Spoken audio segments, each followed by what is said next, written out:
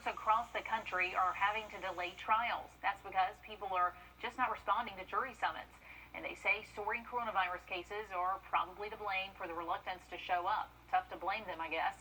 About 24 U.S. district courts across the country have suspended jury trials and grand jury proceedings because of jury duty no-shows. Courts are under pressure to resume trials after the pandemic created a case backlog. The CDC has reversed course when it comes to cruise ship travel. They say, don't do it. Plain and simple. The agency has upgraded the risk of cruise travel to a level 4, which is its highest risk level for contracting COVID-19. The warning also includes river cruises and international cruises. This comes nearly a month after the CDC lifted its cruise ban, so back to square one. But many major cruise lines have canceled trips anyway until next year. Plenty of people still planning to travel for Thanksgiving, despite the CDC's warnings against it, probably keeping those gatherings a little smaller than usual, though. The TSA screened more than 1 million people on Friday, making it the busiest day since the pandemic started back in March. And despite the strong warnings against travel and a new round of restrictions for those who do, millions are still taking a holiday trip. Jay Gray gives us a look. In airports across the country right now, masks are the only evidence we're in the middle of a pandemic. Terminals packed with travelers. Even after the Centers for Disease Control joins a chorus of officials and health professionals pleading with Americans to stay home for the holidays. You should not be traveling. Right now, COVID is surging across the entire United States. But many aren't getting the message. We plan on having, a good Thanksgiving meal like we always have. More than 3 million passengers filled airports over the weekend. Sunday was the busiest day of air travel since the pandemic began. Those numbers, along with the ongoing surge in infections and deaths, could be, according to doctors, a dangerous recipe for this year's Thanksgiving dinner. We're all concerned that may be a super spreading event.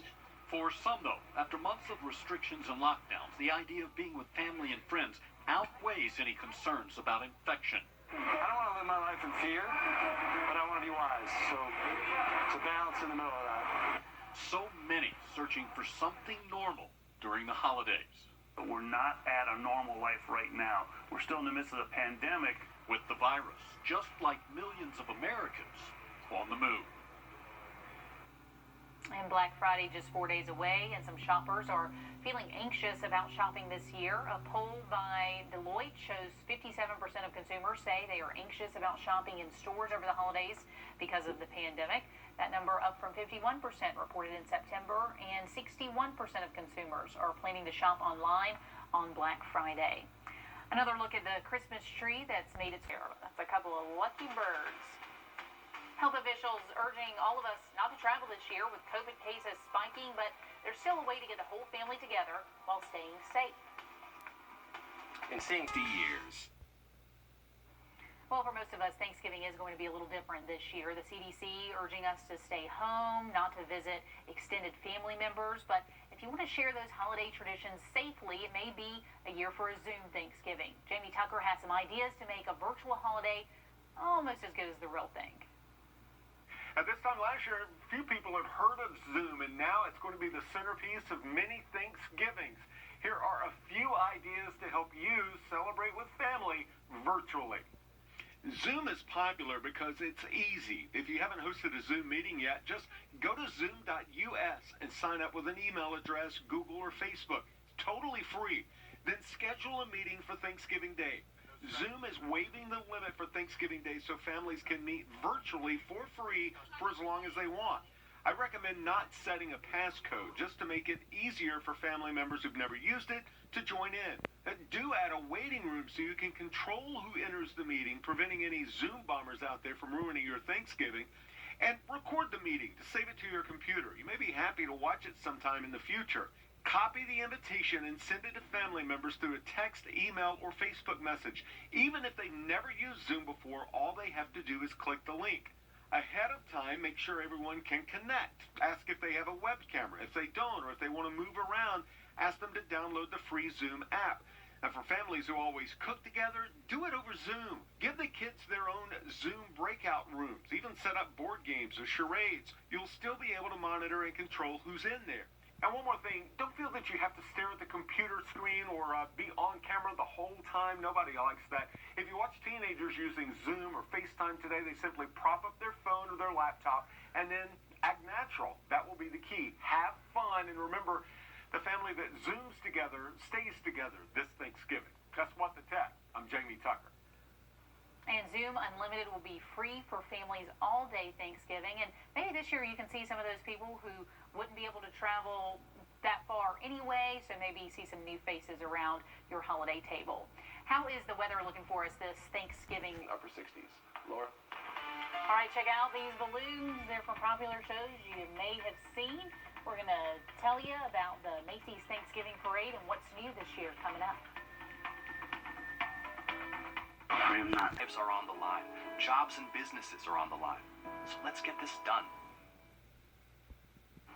A new feature on Snapchat might remind you of TikTok. Facebook's becoming Twitter, Twitter's becoming Instagram. Why don't we just all figure out one app and then we don't have to have so much stuff on our phones? But the company is rolling out Spotlight, and Snapchat says Spotlight will feature the most entertaining snaps from users.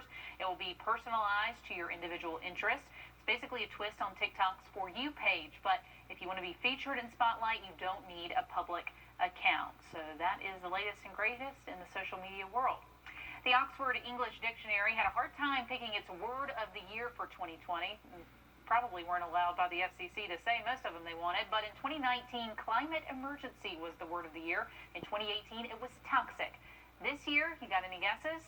The dictionary decided there were too many words. They decided to select words for certain months. And here are a few of them. In March, it was January, when Australia suffered its worst fire season on record. In March, terms related to the pandemic surfaced. Things like COVID-19, lockdown, social distancing, and reopening. And in June, use of the phrase Black Lives Matter exploded. So it has certainly been a historic year. Tough to pick just one phrase that sums it up. Macy's is unveiling some new balloons and floats for the 94th annual Macy's Thanksgiving Day Parade. The new giant balloons joining the lineup this year include the Boss Baby from the DreamWorks movie Family Business and Red Titan from the YouTube channel Ryan's World. And back on the ground, 4 new floats will be joining the parade. This year, the parade will be shorter. There will be no crowds lining the streets, so you'll have to watch it on TV, which most of us probably do anyway. But it starts at 9 a.m. on Thanksgiving Day. So that is one tradition that is at least sticking around. You can drink your coffee. You can watch the Macy's Thanksgiving Day Parade. We'll be right back with another check of your forecast after this break.